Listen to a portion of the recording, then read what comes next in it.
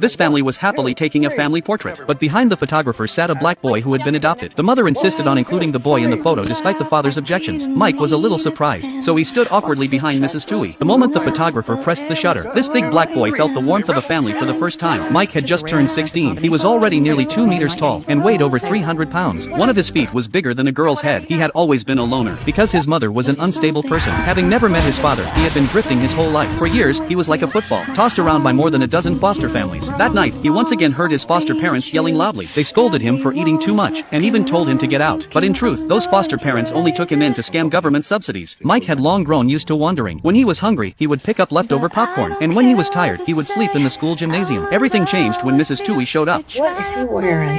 It's freezing. What's his name again? Big Mike. Her husband rolled down the car window and asked where he was going. Shivering from the cold, Mike said he was heading to the gym. But Mrs. Toohey noticed he was walking in the opposite direction and couldn't bear it, because everything Mike owned was stuffed into a plastic bag. So she caught up to him and asked why he had lied. You said you were going to the gym. School gym's closed. Why were you going to the gym? Because it's warm. Do you have any place to stay tonight?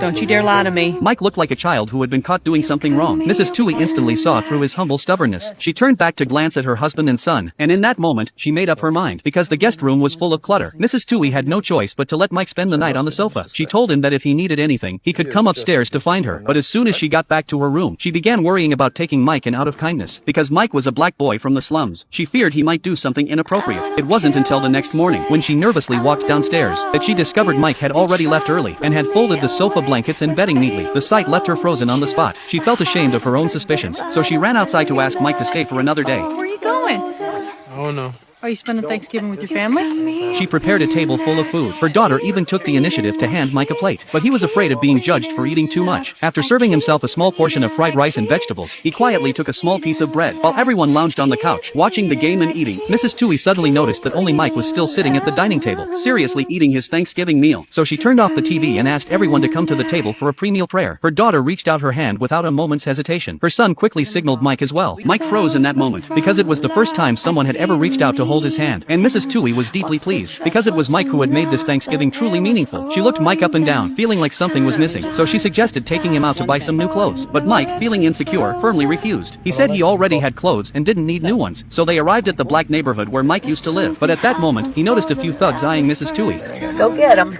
Don't get out. Who's gonna help you carry your clothes, Michael? Don't get out the car.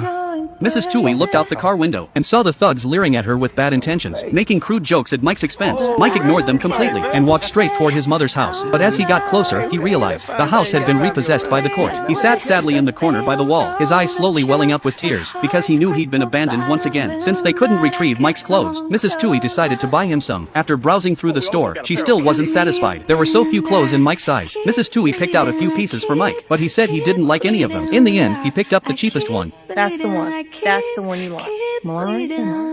The next day, Mrs. Toohey heard from one of the teachers at school that Mike had listed their family as himself emergency contact. She smiled knowingly at the news. She also learned that Mike's academic performance was among the lowest in the state, but in one area, he ranked in the top 2% statewide. His instinct to protect. At the time, Mrs. Toohey hadn't yet realized that Mike had exceptional talent in a particular sport. That rare gift would one day change his life forever. To help Mike keep improving, her son personally began training him. At first, they thought her son was just playing around, but he seriously said not to let everyone down. Mike never once thought of giving up. Their bond grew increasingly close. As Mike became more and more integrated into the Toohey family, rumors eventually reached Mrs. Toohey's ears. At one gathering, her friends openly made fun of Mike, saying he looked like King Kong, and that a single meal from him could bankrupt her husband's restaurant. Mrs. Toohey just smiled and let it pass, but the arrogant women only grew bolder. What will your daddy say?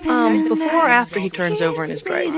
I don't need y'all to approve my choices, but I do ask that you respect them. You have no idea what this boy's been through, and if this is going to become some running diatribe, We didn't, really. I think what you're doing is so great.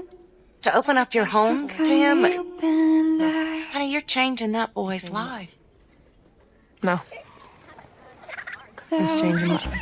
Her daughter unexpectedly saw Mike getting along well with little girls at school, which revealed a gentle side of him she hadn't seen before. When other students were afraid to sit with Mike, she was the first to step forward and sat beside him, ignoring the judgmental stares. That night, Mike approached Mrs. Toohey and told her he wanted to get a driver's license. Mrs. Toohey was confused, but Mike explained that he simply wanted an ID that could prove who he was. So they went to the local office to inquire, but found that Mike's name wasn't in the system at all. So after going through a series of complicated procedures, Mike was finally legally made part of the family. After he got his license, his adoptive dad gave him a car. Overjoyed, Mike took his brother out for a drive, but they got into an accident at an intersection. Want to know what happens next? Follow me. The rest of the story is coming soon.